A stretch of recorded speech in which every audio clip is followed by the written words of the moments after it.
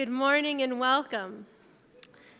Let us begin by joining our voices together in singing hymn number 1 from the Purple Voices Together, Summoned by the God Who Made Us. And we are very fortunate today to have so many musicians joining us in our singing. So, if you're able, please rise. Hymn number 1.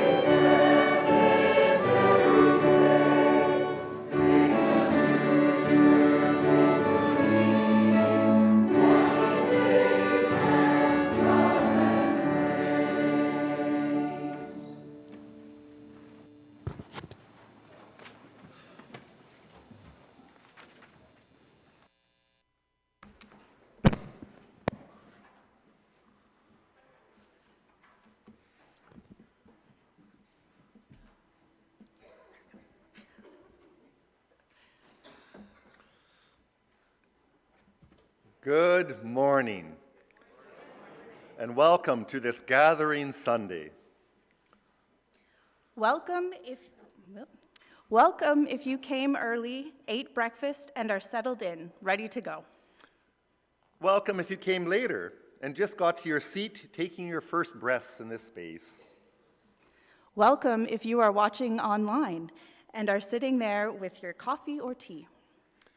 Welcome if you are very new to this space. Welcome if you have been coming here for many, many years. Welcome if you just had your first days of school this week. Welcome if you are back to work after some good summer vacation time. Welcome if you stayed around home all summer. Welcome if you are energetic and excited for the new fall about to unfold. And welcome if you're feeling tired and worn out by life, wondering what might be next. Welcome to all on this Gathering Sunday, where God welcomes all of us, no matter who we are or how we're feeling. Thanks be to God. This morning, we are seeing each other again after this summer. So we invite you to stand up for a few minutes and greet the people around you. In this way, we also welcome each other to this space. So let's take a minute or two.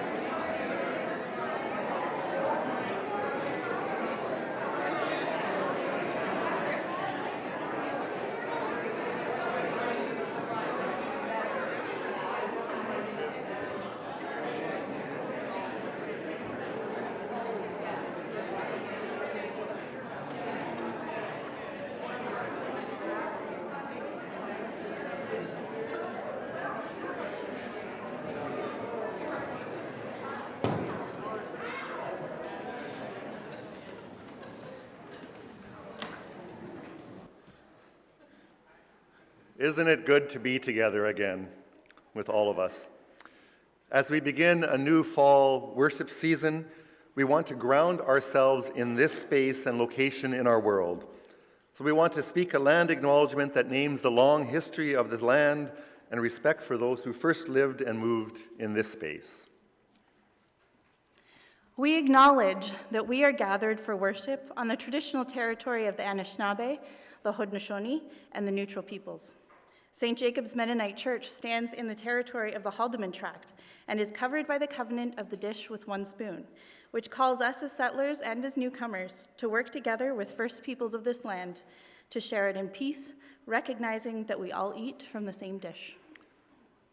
And as we enter this season of new beginnings, fresh starts, and abundant harvests, we do acknowledge the systems of power and privilege that have led us to be living, working, raising crops, raising children in this fertile land. We recognize our complicity in the colonization of these territories, whether knowingly or not, and we commit ourselves anew to honoring and seeking out the truth and the realities facing First Nations peoples in Canada, in Ontario, and in our own neighborhoods, in hopes of restoring and building right relationships between our nations. This morning, we also begin our fall worship series, which is entitled Living as God's People, Leaders in the Land. All fall, we will be reading mostly Old Testament stories from the historical books of Ruth, 1st and 2nd Samuel, and 1st and 2nd Kings. And through these stories, we will recognize both the failings and misuse of power, and we will see when leadership is faithfully grounded in God's vision. We will be asking questions like, what makes for good leadership? Who are our mentors? How does our journey with God help to shape us? May God walk with us and lead us this fall. Let us pray. Holy God, you call us together to reflect on your word and our life in your world. Be with us now as we sing and pray together, that we may hear your voice and understand your way. This we pray through Jesus the Christ. Amen.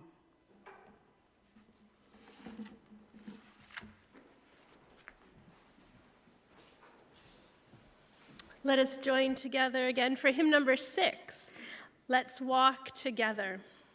Some words that have really stood out as I've been singing this hymn are where love can grow and hope can enter in. So as we sing, I hope you feel that. If you're able, in body, please rise. If not, just rise in spirit. Hymn number 6. Let's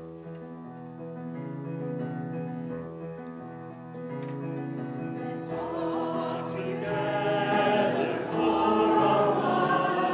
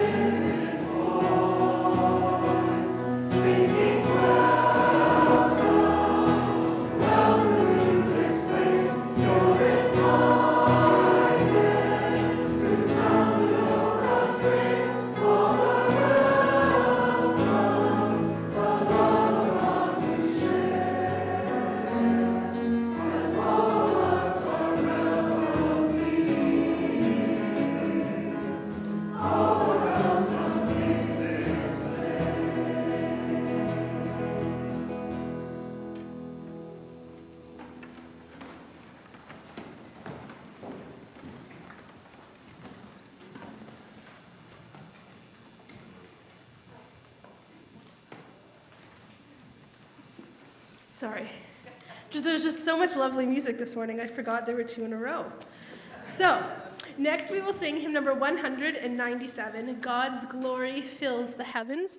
And if you've ever sung Haydn's Creation before, this may be familiar chorus from there.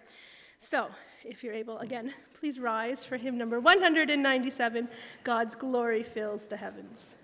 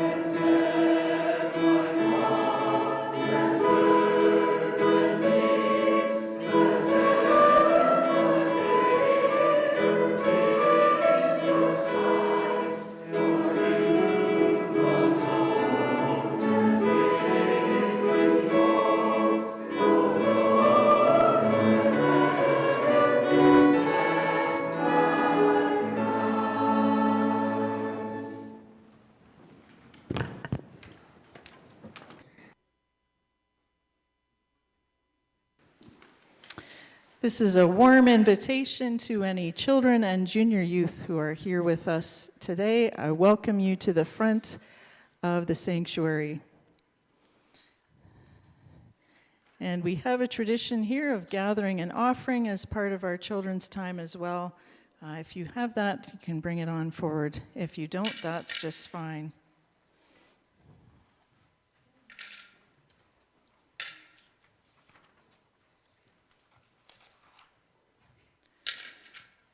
It's so good to see all of you this morning. Welcome. Welcome back to a new church year. And I know this has probably been a big week for many of you, starting back to school, maybe starting a new school or a new classroom, new teacher, or starting a new routine, maybe at home with homeschooling. So I'm guessing it's been a busy week, and maybe you're a little bit tired. I can appreciate that. Well, this year, or this fall, our worship theme is all about leadership. Looking at leaders in the land in our biblical stories. Several biblical characters who were leaders in some way. This week we're starting just kind of with an overview. So I'm wondering, what makes someone a good leader? What makes someone a good leader so that other people will want to follow them, maybe imitate them, be like them, live like them? Can you think of someone that you really respect? Someone you really look up to? Someone you admire? You would like to be a person like them. Could be a parent or a grandparent, maybe a teacher or a coach, maybe a camp counselor, someone who's really good at something that you love, maybe a neighbor, a friend, maybe it's someone that's not even living anymore, but you admire them, what they taught or what they thought or what they wrote. So I'd like to take a minute for you to get something in your mind, a person in mind that you really admire. So I'll give you a minute to think about that. And while you're doing that, everyone else can be doing that too. Someone you admire, you look up to, you really respect. And it doesn't have to be absolutely everything about them. It could be one or two key qualities that you really respect and admire about them. Everybody got somebody in mind? Okay, so now I'm going to ask you, can you think of a word, or a group of words, maybe a phrase? Can you think of a word that describes that person? What would be a word that describes the person that you have in mind? What quality do they have that you really look up to? What characteristic? What word kind of captures what they're like? Any ideas? What we're going to do while you're still thinking is you can see that we have a tree here, but it doesn't have any leaves. So we're going to put some leaves on this tree. And I'm going to call them leadership leaves. And Kandace has the leaves here. And we're going to put the words that we're thinking of that describe the qualities of good leaders on the leaves, and then hang the leaves on the tree. And we're going to create a growing list of leaves on the tree that make good leaders. And each week we're going to add more leaves based on the stories that we read and the characters that we meet. And we've got leaves of different shapes and sizes. There are lots of different qualities in people and different kinds of people that make good leaders. So that's why we want different kinds of leaves. And Kandace has markers here too. So we can put the words that we're thinking of on these leaves. So why don't you come on up and get a leaf and a marker from Kandace and put a word or a phrase on the leaf that describes someone you think is a good leader, a good role model, somebody to look up to. And actually, we're going to have more of these leaves back on the back art table as we, so during the service, if you want to create more leaves and add more words to the leaves, you can certainly do that. And once you have a marker and your leaf, you can put a word on your leaf. We might have to share a couple of the markers. And if you are having trouble thinking of a word, you can come and tell us a bit about that character. You can also, if you need help spelling a word, we can help with that too. So I'm really curious to know what words you are putting on your leaves. I see some of you writing. And you can, when you have your word on your leaf, you can come up and get a clip from Kandace and clip it through your word, through your leaf, and then hang it on the tree.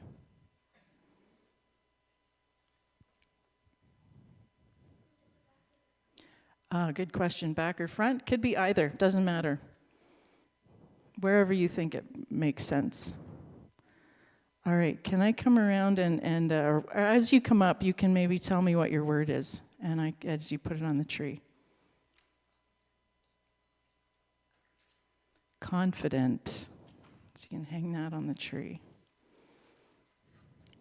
What else have we got? kind.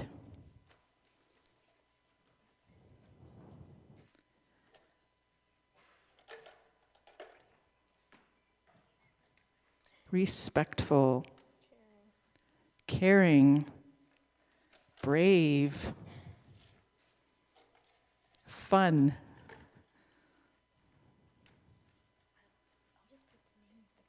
Okay, can you think of a word?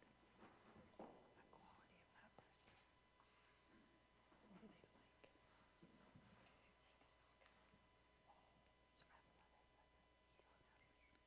like? Athletic. Supreme.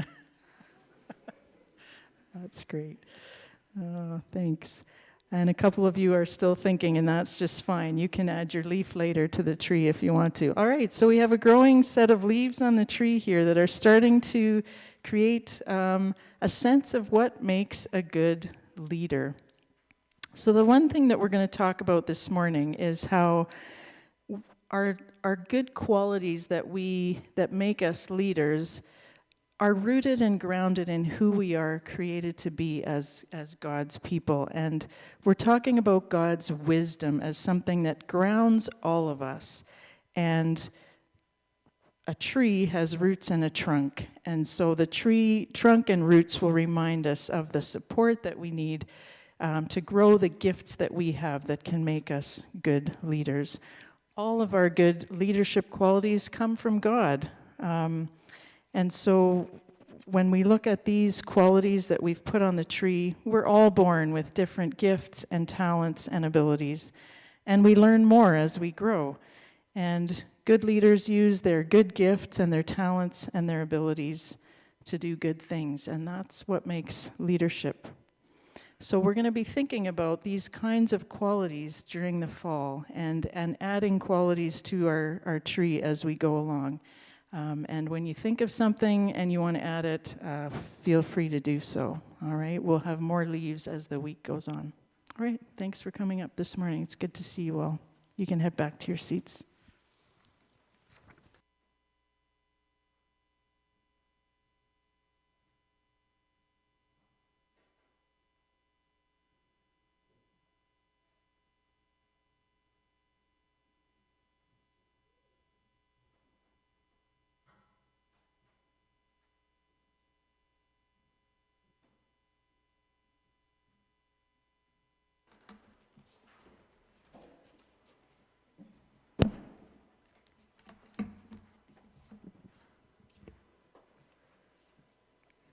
Listen as God wisdom calls out. Pay attention as understanding raises her voice. On the hilltop along the road, she takes her stand at the crossroads. By the gates to the entrance of the town, she cries out loud. I have a message for all humanity. Listen to me. Choose my instruction rather than silver, and my knowledge rather than pure gold. Nothing you desire can compare with it. God formed me from the beginning, before anything else was created, at the very first, before the earth began. I was born before the oceans were created, before the springs bubbled forth their waters, before the mountains were formed, before the hills I was born, before God made the earth and fields and the first handfuls of soil. I was there when God established the heavens and drew the horizon on the oceans. I was there when God set the clouds above and established springs deep in the earth. I was there when God set the limits of the seas so they would not spread beyond their boundaries, and marked off the earth's foundations. All this time, I was the architect at God's side, God's constant delight. Listen to my instructions and be wise, for whoever finds me finds life. Christ is the power of God and the wisdom of God. But when we preach that Christ was crucified, it is foolish to some who ask for miraculous signs from heaven, and it is nonsense to others who seek philosophical wisdom. Yet God, in great wisdom, took delight in using what the world considered stupid, This foolish plan of God is wiser than the wisest of human plans, and God's weakness is stronger than the greatest of human strength. This is the way God works. It is the very power of God. Remember, dear friends, that few of you were wise in the world's eyes or powerful or wealthy when God called you. Instead, God chose people the world considers foolish in order to shame those who think they are wise. And God chose those that are powerless to shame those who are powerful. God chose those people despised by the world, counted as nothing at all, and used them to bring to nothing what the world considers important. If you are wise and understand God's ways, prove it by living an honorable life, doing good works with the humility that comes from wisdom. Mean-spirited ambition isn't wisdom. Boasting that you are wise isn't wisdom. Twisting the truth to make yourselves sound wise isn't wisdom. Jealousy and selfishness are not God's kind of wisdom. Such things are destructive. For wherever there is jealousy and selfish ambition, there you will find disorder and evil of every kind. But the wisdom from above is first of all pure. It is also peace-loving, gentle at all times, and willing to yield to others. It is full of mercy and the fruit of good deeds. It shows no favoritism and is always sincere. And those who are peacemakers will plant seeds of peace and reap a harvest of justice.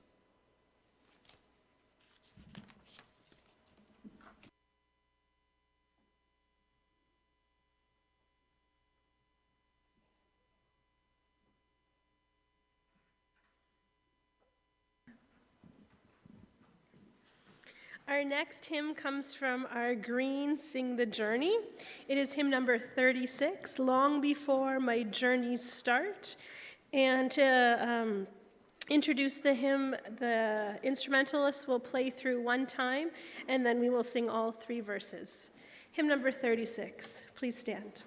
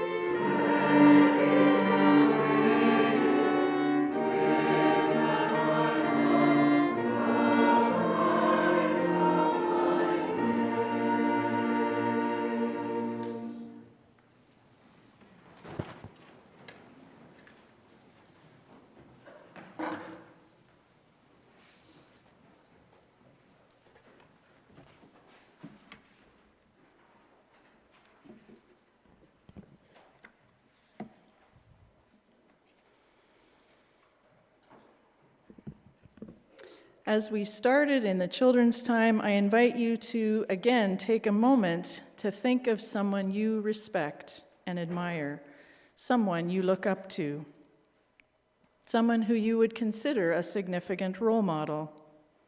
You would like to be like them, at least in some way. Imitate them, follow them, maybe model parts of your life after theirs as much as possible.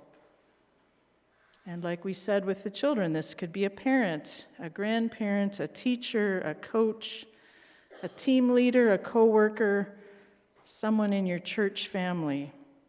What are they like? What is it about them that makes them a good role model?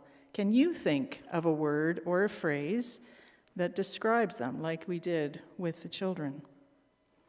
Can you think of a quality or characteristic they have that makes them someone you would like to follow or imitate? What words would you add to the leadership leaves on the tree?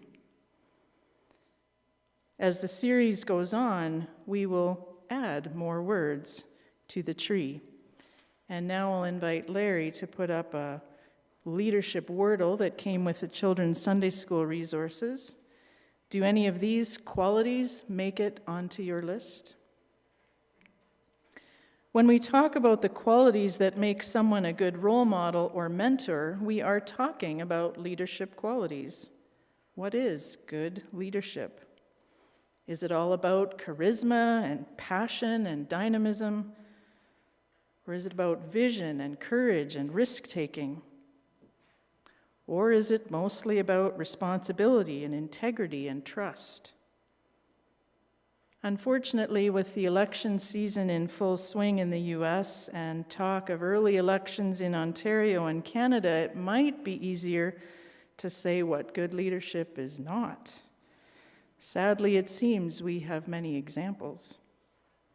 Selfish ambition, boasting, and twisting the truth don't make for good leaders, as our excerpts from the book of James reminded us. Let's not get too distracted by some of the current toxic dynamics around leadership in our culture. Perhaps through this fall worship series, we can broaden our perceptions of what makes for good leaders. And thanks, Larry, you can take that down. Our fall worship series, as Mark and Kandace introduced it, is called Living as God's People, Leaders in the Land. And the stories we will explore come from the Old Testament, books that are part of a collection in our Bible that we call historical, telling the story of how the Israelites settled in the land God promised to them. But more than just retelling history, the writers of these books seek to explain what the events meant and how God was at work. In these stories, we will meet people like Samuel, David, Abigail, Solomon, Ruth, and Elijah, who were all leaders in some way in their community. But what made them good leaders?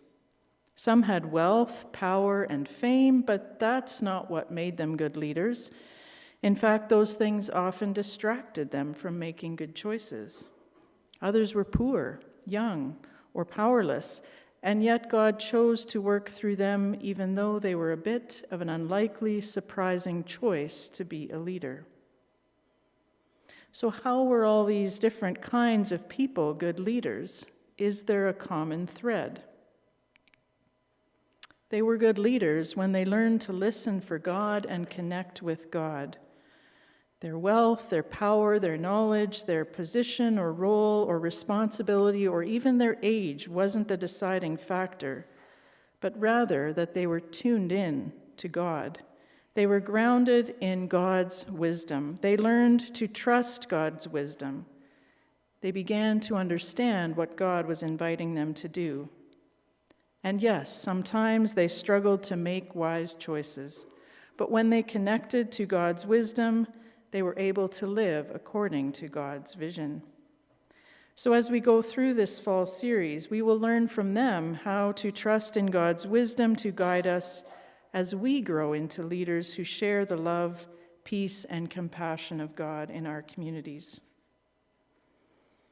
Our texts today about God's wisdom and how it works provide an overview for this series, a grounding for us before we even start to look at specific characters. As we have prepared for this series, we've made a few observations already that we want to explore more fully as the series unfolds. First of all, as we are expressing this morning, leadership is grounded in divine wisdom, personified in the excerpts from Proverbs as Lady Wisdom, a feminine aspect of God's character, which serves as our anchor. This quality of God's character is described as being present from the very beginning of time, from the very foundation of creation. Divine wisdom is baked right into the way creation works, as our reading from Proverbs reminds us. Before anything else was created, Creator God formed wisdom to undergird, to ground, to anchor all of creation. Wisdom permeates and infiltrates and fills all that is, and we have access to it when we listen for God. When we seek God's wisdom, turn to wisdom before anything else, she can fill us, guide us, ground us, and center us. And as we go through this series, we will see how various characters did seek God's wisdom and what that meant for their leadership. And our trees here in the sanctuary remind us that being rooted and grounded in God's wisdom provides us with what we need to nurture our leadership leaves, as we discussed in the children's time. How is good leadership grounded in God's wisdom? Leadership starts with our God-given gifts, with who we are and how we are created, with our unique talents, strengths, and abilities built into us and given to us from the foundation of our life. And leadership means using the God-given gifts we have to do good things. It means using our strengths and gifts for the good of others. It means stewarding our God-given talents, abilities, and opportunities, and using them to influence and serve others and point to God. Some of my favorite things to watch at the Olympics are the equestrian events, especially show jumping.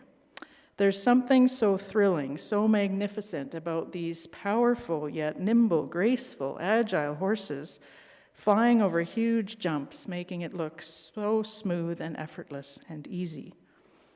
But a whole lot of listening and communication is going on between the rider and the horse. It's so subtle we don't often see it. The horse and rider partnership is a wonderful example of gathering strength and courage and effort and determination and harnessing all that together for the outcome of clearing the jump. And a good rider empowers the horse to do what it is built to do, and the horse learns to trust its rider for the cues that it needs at just the right time to clear the jump. And I like this image of the horse and rider team as an image for leadership, taking the best of what we have and harnessing all that good to accomplish what God is cueing us or guiding us to do. But having said that, sometimes, maybe even often, we don't feel like we have the gifts we need for the job at hand. We may feel underqualified or underprepared and inadequate to the task. Maybe we think we're too old or too young. Over and over again in the biblical story, we meet characters that are woefully inadequate and unprepared, lacking confidence or the skills they need. So our second observation about leadership is this: God can call us beyond what we think we are capable of, give us tasks that seem to surpass the scope of our gifts, and still trust us to grow into what we have been invited to do. The 1 Corinthians part of our text reminds us that the unlikely choice is a key biblical theme. Few of us were wise or powerful or wealthy when God called us. Instead, God calls those that are powerless, those that are despised or discounted or ignored or overlooked. This is often God's preferred way to work. God accomplishes much with the help of people who are unlikely choices for the job. Some hesitate and try to get out of it, like Moses and Jonah. Some are so young and inexperienced when they are called, like Samuel, David, and Mary. Some are poor and disadvantaged, like Ruth, or lack respect and power, like Abigail. And God still calls, still encourages, still empowers, still stands with us. Maybe we think we lack charisma or drive and ambition. Maybe we feel like we're not decisive or strong enough to be a leader. Maybe we feel like no one will respect us as a leader. Lots of biblical characters felt the same. Some were called out of necessity to fill a void. Some were called in a time of crisis, and some were called when they were very young. But the thing they have in common is that they heard the invitation and they listened. They tapped into God's wisdom and trusted God's timing. And like them, especially when we feel inadequate, we can count on God's wisdom to guide us. Now, of course, we can't talk about leadership without talking about that tricky thing, power. At a basic level, power simply means the ability to make something happen. But power is always relational. There are people on all sides of it, and that leaves it open to being misused and abused and corrupted. So our third observation about leadership is that there are pitfalls when it comes to power. During this fall series, we will meet some characters who really mess up as leaders when it comes to power and how they use it. They take advantage of their power. They get tempted by the things they can make happen when they have power. They manipulate and twist things to fit their selfish ambitions. And the text from the book of James named these temptations and pitfalls. And I do find it interesting, and I admit a bit troubling, that God continues to work through flawed and misguided leaders. Both David and Solomon were revered leaders, but both of them also made big mistakes. And yet God calls and guides and stays present, and God forgives and starts again, even when these characters mess up. And I will admit, this does bother me a bit. How can God still work through someone who has failed so spectacularly? How can God trust someone who's gone so out of bounds with their power? And I don't have a good answer for that, but I do take some comfort from knowing that God does find ways to hold them accountable for their abuses. If power is relational, then it means that when someone has power, it impacts other people. So it's always helpful to ask who has power and how did they get it? And how did they use it? It's also important to ask who doesn't have power and why not. And some of us don't even recognize that we have authority, responsibility, and influence built right into who we are in the culture we live in. At its best, power is shared in a relationship of mutual dependence and mutual benefit. Good leaders empower others. Leadership is power in action. It's about making things happen. It's practical and it's lived. Leadership comes with the opportunity to harness power to do good things. It shapes how we live and how we interact. So one more thing we have observed so far about good leadership is that it does look different among followers of Jesus. As we read in the James passage, if you are wise and understand God's ways, prove it by living an honorable life, doing good works with the humility that comes from wisdom. Perhaps among Jesus' followers, leadership looks just a little bit different than how we and our culture think of leadership most of the time. And this kind of servant leadership model is worth unpacking and exploring more as we go through this fall worship series. According to the excerpt from the book of James, wisdom, which grounds our leadership, is pure, which means it is concerned with truth-telling and integrity, not with image and a false facade. It's peace-loving and gentle. It will not seek to coerce or manipulate with threats or with force and violence. It is willing to yield to others. It can listen, consider, and include the viewpoints of others. And it is full of mercy and the fruit of good deeds. This kind of leadership is compassionate, caring, and focused on doing good for others. It aims for peace and justice. Tapping into God's wisdom, grounding our leadership in God's character, and responding to God's invitation to live out the gospel fuels us and prepares us and equips us to lead in ways that are inclusive and empowering. By corporate boardroom standards, this kind of leadership might sound weak, ineffective. Takes too long to get everyone on board and bring everyone along.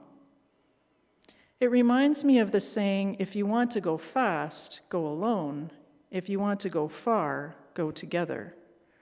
There is something about good leadership that brings people together for a common purpose, that brings people along who are normally left out, that empowers with others without feeling threatened by that sharing of power.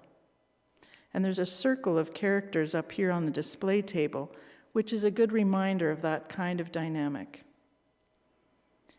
We often think that leadership belongs with those who are in the so-called prime of their life. They're at their creative best in terms of their work, their strength, their growth, their development. But what about other age groups? We have lots of people here who are seniors, retired. Does that mean your leadership days are over? And what about our children and youth? Are they too young and inexperienced to be leaders? What does leadership look like when you don't actually hold a position of power or responsibility or authority? No matter what age we are, we can all be mentors and role models for others in the way that we live our lives. If we are seniors, we can offer experience and insight gained through years of life, tapping into God's wisdom. If we are young, we can offer our enthusiasm and fresh perspectives that allow us to try new things. And we can all live out some of these qualities and characteristics that we've been talking about this morning. We can be active and intentional mentors through lots of different types of relationships. We can be informal mentors simply by the ways that we live our lives. We can be upfront leaders, we can be behind-the-scenes leaders. A church like at SJMC is a great place for these kinds of intergenerational mentoring relationships. So the question is, are we tuned in? Are we listening? Are we grounded in God's wisdom?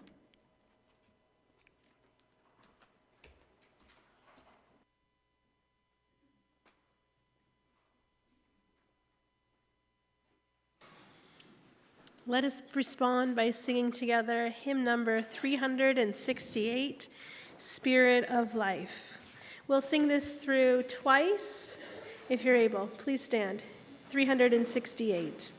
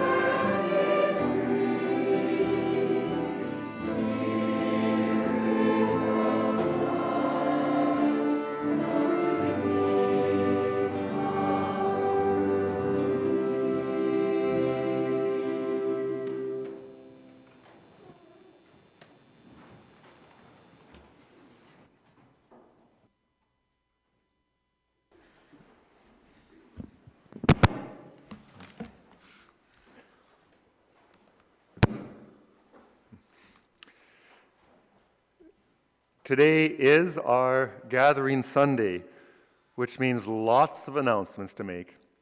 So I want to invite Karen Sauter, Beth Metzger, and Linda Kruger to come forward to make announcements. And as they come forward, I want to note that next Sunday is our Milestone Sunday, and this is when we are going to give Bibles to those entering grade 3 and grade 9. This year, we are inviting people to sign their names in the front or back cover of these Bibles. The Bibles are on the table on the lower foyer, and as you leave, feel free to sign your name on those. So, Karen, Beth, and Linda.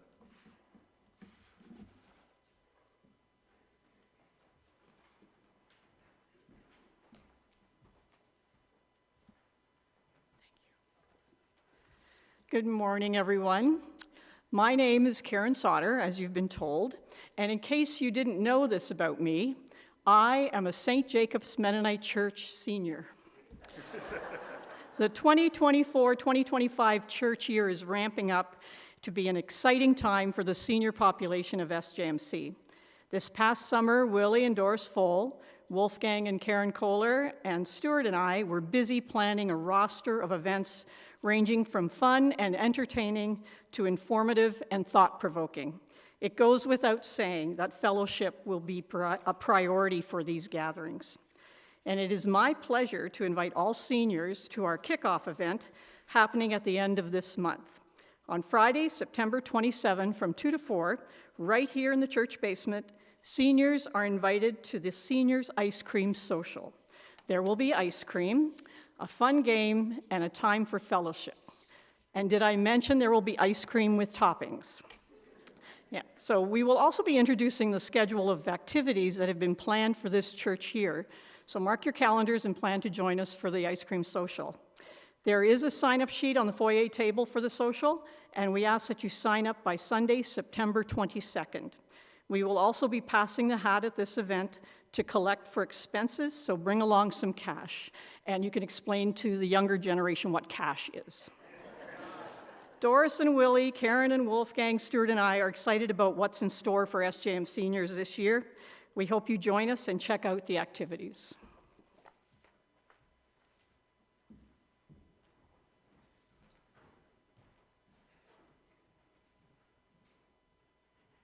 Hi, I'm Beth Metzger. I became a senior recently too, so there. I think we all noticed that today's service began with some thoughts and acknowledgments about the land we're on, its current state, some of its history, and along that line, in the coming months and year, Pastor Janet, Scott Morton, Ninamia, and I are going to be looking for and presenting to you opportunities to engage with our First Nations neighbors, to reach out our hands towards each other in the true spirit of love and reconciliation. So I'm here to tell you about one of those opportunities. For those of you who have or haven't yet looked at the Beyond Ourselves document that is out this week, you'll notice that on September 15th to 21st, there's something called a water walk happening. This has become an annual event where our First Nations neighbors walk the length of the Grand River and pray for the water, for healthy water, for good rains, and for all those blessings that water brings to us. They are welcoming all people of any type, place, to join them for 5 minutes, 5 hours, 5 days, whatever's up to you. And this is a great way that we can show a little bit of support. I think it means a lot when someone joins you, even for a few minutes, just because you know that they're there and that they're aware and that they care. One of the ways that St. Jacob specifically is going to be involved is breakfast. We will be preparing breakfast for them to carry along as they walk on September 18th and or 19th. I have yet to hear whether it's just one or both of those days. So if you think you could help out with breakfast, this would not involve serving a meal. It would involve gathering or making some breakfast items that can be eaten while you walk along a road. So I'll be coordinating that, gathering those items, delivering to them at their breakfast time, which apparently is sometime between 3 and 5 a.m. every day. So not asking for anyone to deliver, but if you think you could be a part of supporting this walk by helping out to provide some breakfast items, please contact me. Thank you.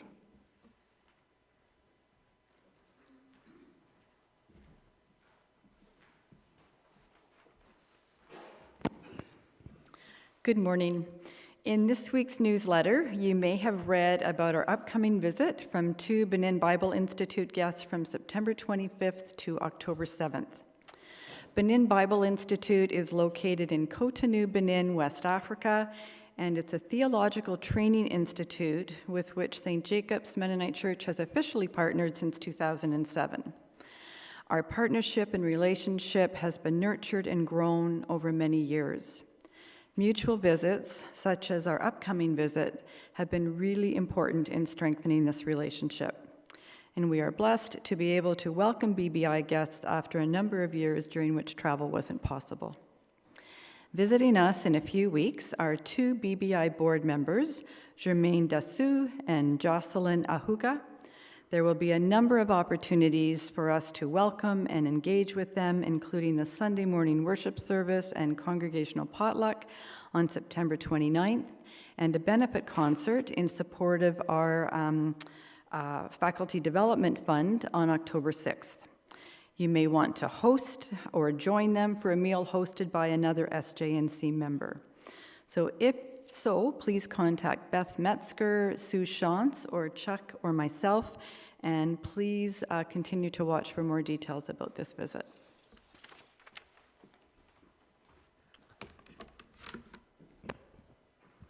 Thank you for those announcements. Excuse me. As we begin the fall, I want to highlight and remind us of a number of things related to our life together in this space. And the first one is a new one in our building. Finance and Facility have put green bins in the basement washrooms. You may have noticed that if you were there earlier today. And they're to help us to compost our paper towels. So please put all paper towels into the green bins, and regular garbage still goes into the smaller garbage bins that are in the washrooms. And this is part of an effort of this ministry in a number of different ways, from recycling to lights and so forth, to work on conservation and to keep our building up to date. So thanks to Finance and Facility. You may have heard mentioned already in some of the announcements already about our weekly pastoral newsletter. There are lots of stories and photos each week in our congregational life that come in the newsletter, and most of you are already receiving these electronically or by hard copy. If you are new here, or if you're not receiving a newsletter yet, or if you've been watching online and have been curious about what these are about, feel free to talk to one of the pastors or to contact our administrative assistant, office administrator Pauline Martin in the church office during the week. And just to note that as pastors, we love meeting and getting to know new people and hearing from those of you who are watching online. So feel free to reach out to us in the foyer or in our offices during the week, or contact us through our SJMC website or our email addresses. Here at St. Jacob's, we very much value our families and children that are here. For parents with young children up to age 6 years old, we do have a nursery space available upstairs overlooking the sanctuary. You're welcome to go there with your parents as you wish during the worship service. For children and youth and for any age, we also have a craft table at the back corner of the sanctuary. And there's things like puzzles, things to do, items related to the theme, like there are leaves there now for this fall. We also today added some sensory items that can be used here. And there was a whole circle around Kandace before the service looking at these. And if needed, there's quiet, non-sensory space to use those around the corner in the prayer room. Today we start Sunday school Children ages from grades 3 to 7 are invited to go downstairs to the Sunday school room that is in the basement down over here, and youth grades 8 to 12 in the basement youth room, which is down at the end of the basement. We have also said that for this fall, we want to dismiss our children and youth to go to Sunday school at 11:15 each Sunday. So at that point, if the service is still going, we'll make an announcement, or after service, go straight to your Sunday school rooms. Adults are invited to come downstairs to the main basement area for our worship response time. It's a chance to share and reflect in a circle around our worship themes. We will begin this circle today after worship. Another note for parents, this fall we are offering a set of new Peace Path cards from Menno Media to use in your home.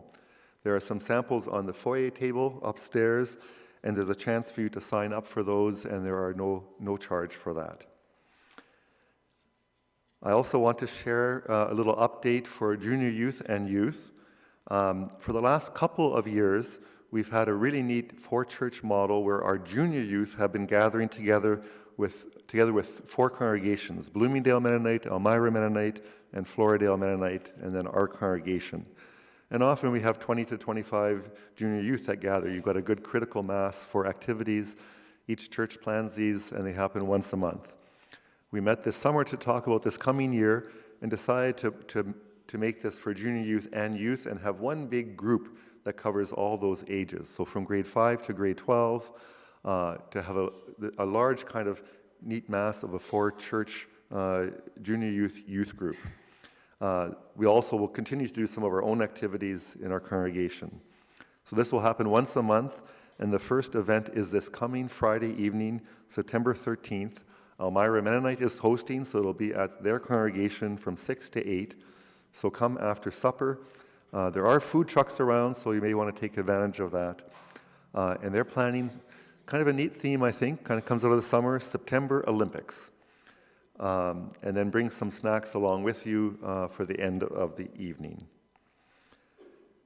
And then a note about our offerings. Just to note that we have a table just outside the sanctuary with offering plates, and that's where you can put your financial donations to the congregation's ministry. Many people also contribute online. And in our offering time, we will bring these plates forward, recognizing that many people also donate online, or the ones that have been gathered here today. And all these gifts support our ministries here, both across the street and around the world. And so now, after all those announcements, I want to invite the ushers forward in celebration and gratitude for these many gifts. And I invite us to give thanks together. Thanks be to God.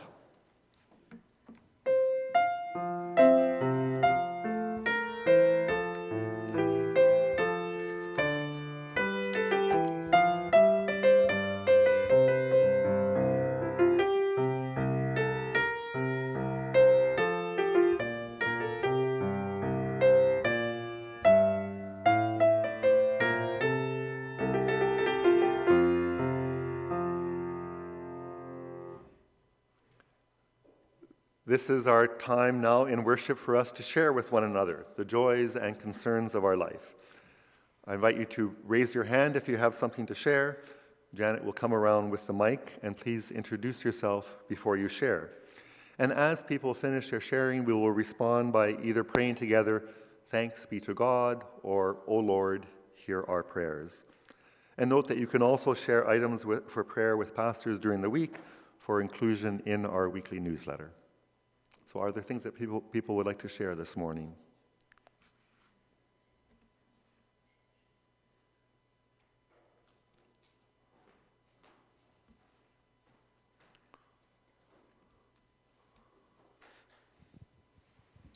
Mike Strathy, thanks for a wonderful service this morning.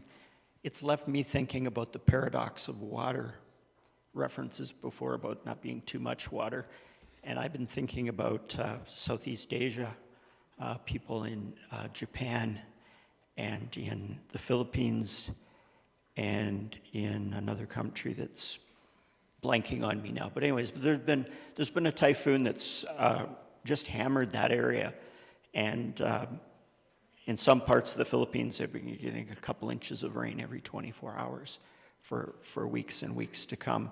So I wonder if we could pray for the people of Southeast Asia, that they get the help they need to recover from these challenges.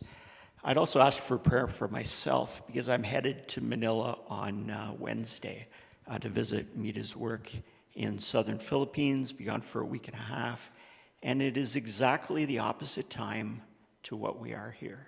So it would be, 11:10 at night in the Philippines right now. Thank you. Maybe you should go to bed now just to prepare. We do want to remember and pray for you as you start this trip and as you represent Mita and hear what's going on in the Philippines. And we also want to keep Southeast Asia in our prayers. It's that paradox when there's a typhoon that you often don't have drinking water in the midst of that. So there's all that around water. So let's bring all those together with an "O Lord, hear our prayers." O Lord, hear our prayers.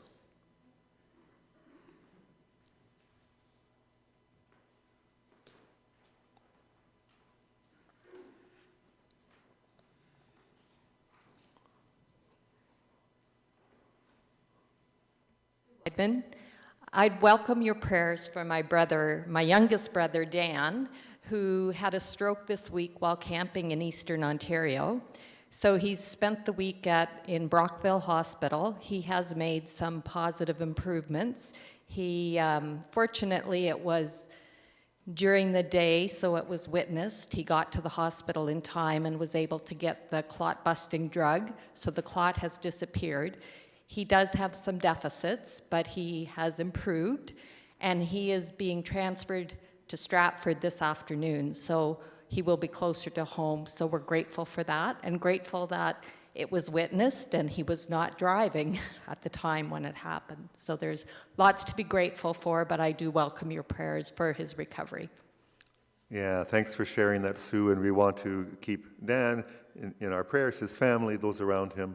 And so let's join together with the "O Lord, hear our prayers." O Lord, hear our prayers.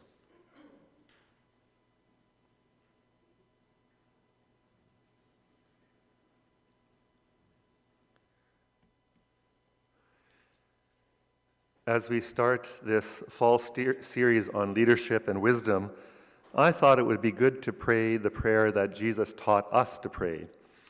And we sometimes pray the memorized version that we know from our childhood. Last year in our Luke series, we prayed the version that was in Luke's Gospel. For today, I was struck by some of the phrasing of the version of the Lord's Prayer that's found in our worship resource section at the back of Voices Together. So I invite you to turn, number 989.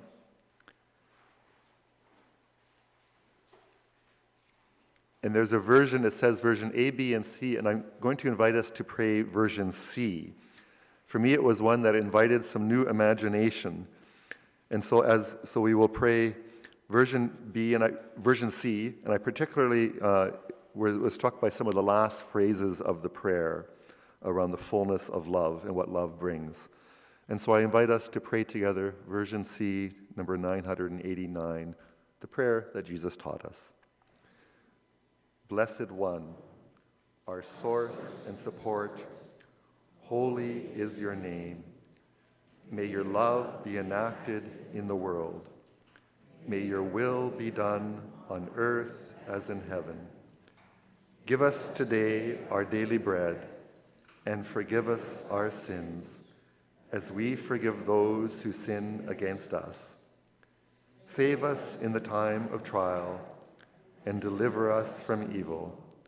For all that we do in your love, and all that your love brings to birth, and the fullness of love that will be are yours now and forever. Amen. And before we have our closing song, I would like to dismiss our children and youth to go to their Sunday school. It's 11:15.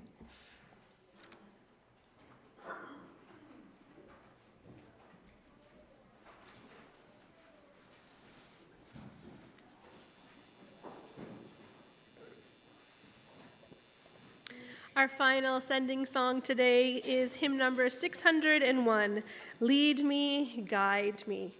Please stand, hymn number 601.